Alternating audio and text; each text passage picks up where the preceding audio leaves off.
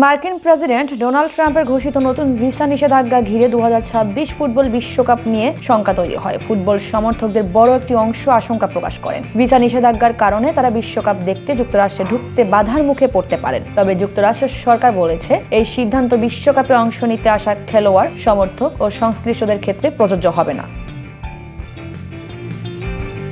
চলতি সপ্তাহে ট্রাম্প প্রশাসন 75টি দেশের নাগরিকদের জন্য অভিবাসী ভিসা প্রক্রিয়া অনির্দিষ্টকালের জন্য স্থগিত রাখার ঘোষণা দেয়।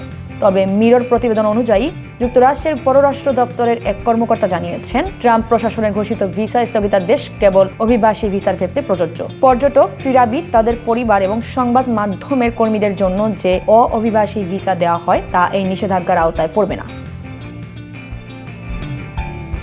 যুক্তরাষ্ট্র সরকারের ভাষ্য অনুযায়ী কল্যাণ ব্যবস্থার অপব্যবহার ঠেকাতেই ভিসা প্রক্রিয়া স্থগিত রাখার সিদ্ধান্ত নেওয়া হয়েছে।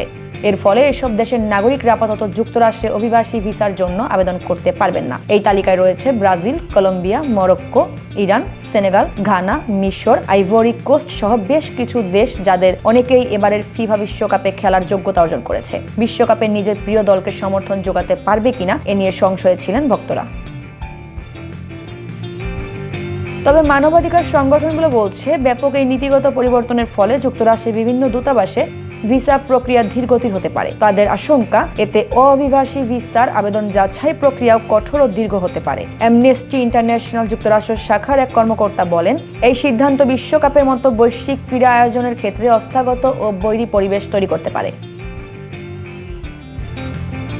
এর আগে নভেম্বর মাসে ট্রাম্প ও ফিফা সভাপতি জিয়ান্নি ইনফান্তিনো যৌথভাবে ফিফা পাস নামে একটি উদ্যোগ ঘোষণা করেন। এই ব্যবস্থার আওতায় বিশ্বকাপের টিকিটধারী দ্রুত ভিসা সাক্ষাৎকারের সুযোগ পাবেন। তবে যুক্তরাষ্ট্রের পররাষ্ট্রমন্ত্রী মার্কো রুবিও স্পষ্ট করে বলেন, টিকিট থাকলে যুক্তরাষ্ট্রে প্রবেশের নিশ্চয়তা পাওয়া যায় না। নিরাপত্তা যাচাইয়ের ক্ষেত্রে কোনো ছাড় দেওয়া হবে না। দেশটির পররাষ্ট্র দপ্তর জানিয়েছে, ফিফা পাস সংক্রান্ত বিস্তারিত তথ্য চলতি বছরের শুরুতেই প্রকাশ করা হবে।